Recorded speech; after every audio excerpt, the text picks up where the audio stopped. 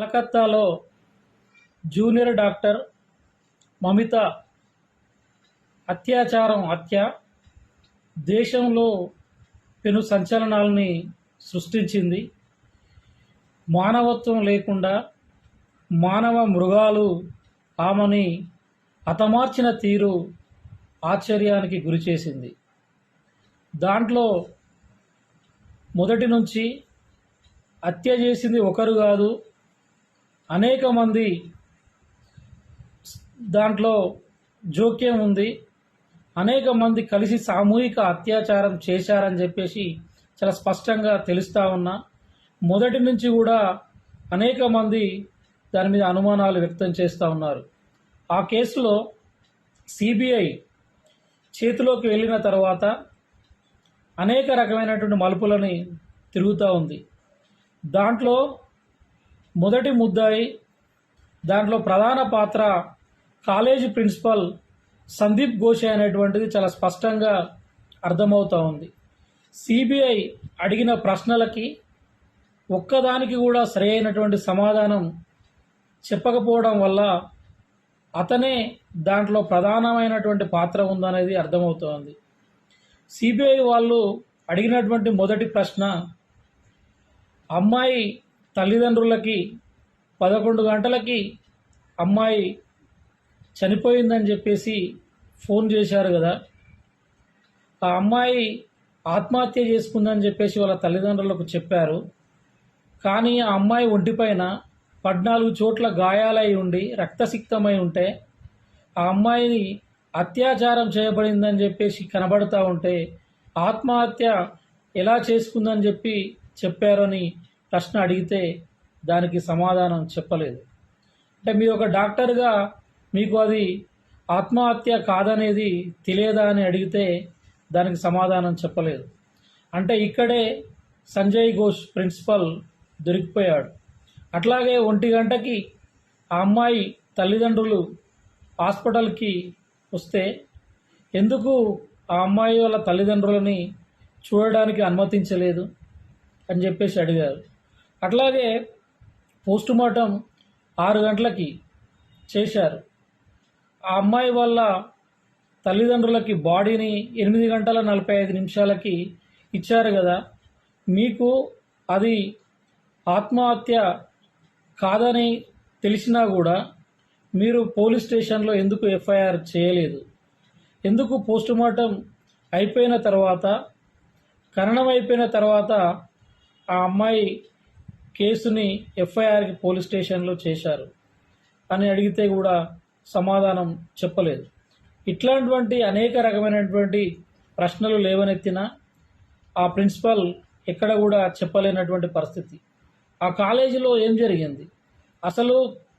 ఆ రాత్రి ఆగస్టు 9న అమ్మాయి కాలేజీలో శవమై కనిపించింది. ఉదయం 8 గంటలకి వైస్ ప్రిన్సిపల్ ఆ అమ్మాయి సెమినార్ హాల్లో చూడగా ఆమె స్పృహ లేకుండా పడిపోయిందని చెప్తే ప్రిన్సిపల్ హుటాహుటిన ఆ సెమినార్ హాల్ దగ్గరికి వెళ్ళి అతనితో పాటు 2 జూనియర్ డాక్టర్లని, అట్లాగే 2 డాక్టర్లని, సుమిత్ కుమార్ దల్నాల్, అట్లాగే 2 దపోది మీస్కర్, 3వది డాక్టర్ సుమిత్ కుమార్, 4వది డాక్టరు అభిజిత్, ఈ 4 డాక్టర్లని తీసుకుని వెళ్ళి మొదటిగా ఉన్నటువంటి 2కి మీరు అమ్మాయి సూసైడ్ చేసుకుంది, అమ్మాయి ఆరోగ్యం బాగలేదని చెప్పేసి చెప్పాలి, మీడియాకి మేనేజ్ చేయాలి, ఇది ఎక్కడ కూడా బయటికి రాకుండా ఉండాలని చెప్పేసి వాళ్ళిద్దరికి బాధ్యతలు అప్పచెప్పారు. డాక్టర్లకు 2కి మీరు స్టూడెంట్స్ని గొడవ చేయకుండా ఏం లేకుండా ఆపండి అని చెప్పేసి చెప్పడం జరిగింది. అంటే వీళ్ళిద్దరికీ ఈ బాధ్యతలు అప్పచెప్పడంతో ఈ కేసులో ప్రధానమైనటువంటి పాత్ర ఇక్కడ ప్రిన్సిపల్కి ఉందనేటువంటిది చాలా స్పష్టంగా అర్థమవుతూ ఉంది. కాబట్టి ఈ కేసుని పక్కదోవ పట్టించడం కోసం ఒక వ్యక్తిని ఆ కేసులో ఇన్వాల్వ్ చేసినటువంటి పరిస్థితి ఉంది.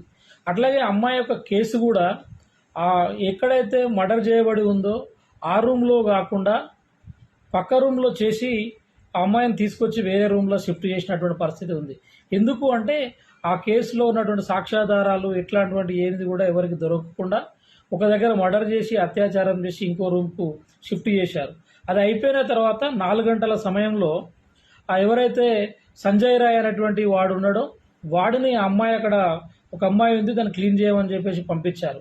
అయితే దీంట్లో తృణమూల్ కాంగ్రెస్ గూండాల యొక్క వాళ్ళందరితో కలిసి ఇది చేసినట్టుగా ఇక్కడ కనబడుతూ ఉంది. ఎందుకంటే సిబిఐ చేతిలోకి వెళ్ళిన తర్వాత ఆ కేసుని అక్కడ ఏమాత్రం కూడా సాక్ష్యాలు ఎట్లాంటివి లేకుండా మొత్తం ఒక 70 మంది అంటే దాదాపు ఒక 7,000 మంది గూండాలని తృణమూల్ కాంగ్రెస్ యొక్క గూండాలని హాస్పిటల్ దగ్గరికి పంపించేసి మొత్తం కూడా ధ్వంసం చేయించేసి అన్ని సీసీ కెమెరాలను ధ్వంసం చేసి ఎక్కడ సాక్ష్యాధారాలు దొరకకుండా అవన్నిటిని కూడా మటుమాయం చేసేటువంటి ప్రయత్నాలని చేశారు. అంటే వీడి కాలేజీ యొక్క ప్రిన్సిపాల్తో ఇప్పటికే దాదాపు వాడు చాలాసార్లు ఇప్పటికి సస్పెండ్ అయి ఉన్నాడు. కానీ తృణమూల్ కాంగ్రెస్ యొక్క నాయకుల అండదండలతోటి ఆర్జీఆర్ కాలేజీలో మళ్ళీ ప్రిన్సిపాల్గా అక్కడికి ప్రమోట్ చేసుకున్నటువంటి పరిస్థితి ఉంది. అంటే వీడికి తృణమూల్ కాంగ్రెస్ గూండాలతోటి వీళ్ళతోటి అనేక రకాలైన సంబంధాలు కలిగి ఉన్నాడు. కాబట్టే ఇట్లాంటిది బాగా జరిగిందనేటువంటి చాలా స్పష్టంగా అర్థమవుతుంది. అంటే ఎందుకు ఆ కాలేజీలో వీడి మీద అనేక రకమైనటువంటి ఆరోపణలు కూడా ఉన్నాయి. ఎందుకంటే ఇంతకంటే ముందే ఒక అమ్మాయిని 2003 సంవత్సరంలో ఒక అమ్మాయి కాలేజీలో వీళ్ళు వ్యభిచారం చేస్తున్నారు అంటే అశ్లీల చిత్రాలు పోర్నో వీడియోస్ తీస్తున్నారని చెప్పేసి అనేక రకంగా ఆరోపణలు చేస్తే ఆ అమ్మాయిని చంపేసి ఆత్మహత్య క్రియేట్ చేసినటువంటి పరిస్థితి ఉంది. ఆ కేసుని క్లోజ్ చేశారు. అట్లాగే 2003లో కూడా ఇంకొక అమ్మాయి పైన అనేక రకాలుగా కొట్టి చంపేసి ఆమెను కూడా ఆ కేసును క్లోజ్ చేశారు. ఇంకొక అబ్బాయిని కూడా వాతాన్ని కూడా కొట్టి వాడికి మతిస్థిమితం లేదని చెప్పేసి ఒక డాక్టర్ని బిల్డింగ్ నుంచి దూకేసి వాడిది ఆత్మహత్యలాగా క్రియేట్ చేశారు. అంటే అట్లాంటి కేసు లాగానే ఈ కేసును కూడా మొత్తం మటుమాయం చేయాలనేటువంటి ప్రయత్నాన్ని ఆ కాలేజీ ప్రిన్సిపల్ చేశారు. ఎందుకు అంటే ఈ కాలేజీలో అవయవాల మార్పిడి జరుగుతుంది, ప్రాస్టిట్యూషన్ జరుగుతుంది, పోర్న్ వీడియోస్ తీస్తారు. అంటే శవాలకి సంబంధించినటువంటి అవయవాలని వాళ్ళకి బాధితులకు తెలియకుండానే అమ్మేసుకోవడం ఇట్లాంటివంటి అనేక రకమైనటువంటి జరుగుతూ ఉంటాయి. ఈ కాలేజీలో ఏంటంటే ఈ కాలేజీలో వస్తున్న లాభాలకి దాదాపు తృణమూల్ కాంగ్రెస్ నాయకులకు పార్టీకి దాదాపు 40% వరకు ఈ కాలేజీ నుంచి ఫండ్ వెళుతుంది. కాబట్టి వీళ్ళందరూ కలిసి దీనిని సూత్రప్రాయంగానే చేసినట్టుగా చాలా స్పష్టంగా కనబడుతూ ఉంది. బట్ సిబిఐ దర్యాప్తులో అనేక రకమైనటువంటి బయటికి వస్తూ ఉన్నాయి. వీటన్నిటిపైన రాబోయే కాలంలో కూడా ఇంకా అనేక విషయాలు బయటికి రావాల్సి ఉంది. కాలేజీ ప్రిన్సిపాల్ పైన కావచ్చు, దాంట్లో పార్టిసిపేట్ చేసినటువంటి నిందితుల మీద కావచ్చు, ఎవరెవరనేది ఇప్పటికే సిబిఐ వాటిపైన దృష్టి మళ్లించినట్టుగా మనకు కనబడతా ఉంది.